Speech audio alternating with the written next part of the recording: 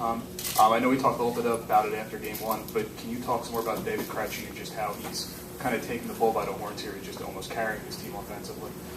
Well, he's capable of playing the way we've seen him on a consistent basis, and I think he's really been, I guess, motivated to play in this series, obviously, with what happened to him last year, and he seems like a determined player. He's playing hard, he's playing well, and obviously we need that kind of contribution from him and his line the way they have been, and it's nice to see that line be a big part of our success.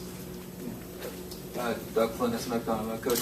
First of all, if you have any update on Adam at all, and secondly, if you could talk about how the defense stepped up, playing only 5 guys, going into overtime, minutes they always pick up. Yeah, well, first of all, Adam's coming back home with us. He's on his way back, and he's sent to the hospital for further evaluation. And I don't know the whole details of it, which we'll probably share with you guys tomorrow if we can.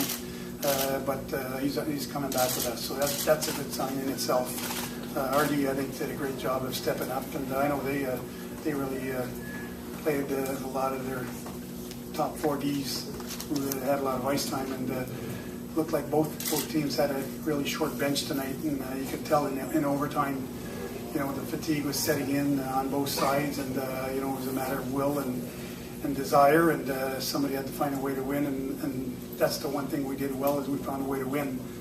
I felt that they really came out strong in the second half of the second period, and in the third period they really cared to play, and the momentum had swung their way, and I thought we needed to be better to win, and overtime we picked it up a little bit, and like I said, at the end of the night in the playoffs, it's about winning and finding ways to win, and we did that. So proud of our guys.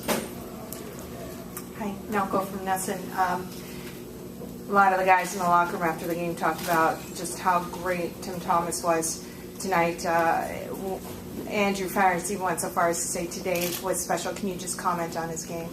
Yeah, if anything, he was by far the star of the game tonight.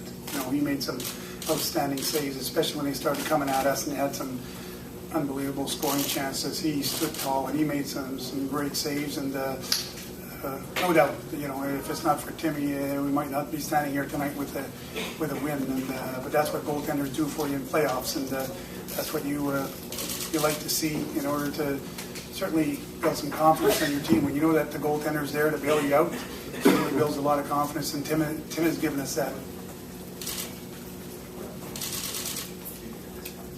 Definitely. You mentioned both sides shortening the bench, but you were able to get your 4th line out there a couple times in overtime. Can you talk about the ability to have the confidence in a 4th line like that, and what that meant to the other lines to give them a little bit of a blow there?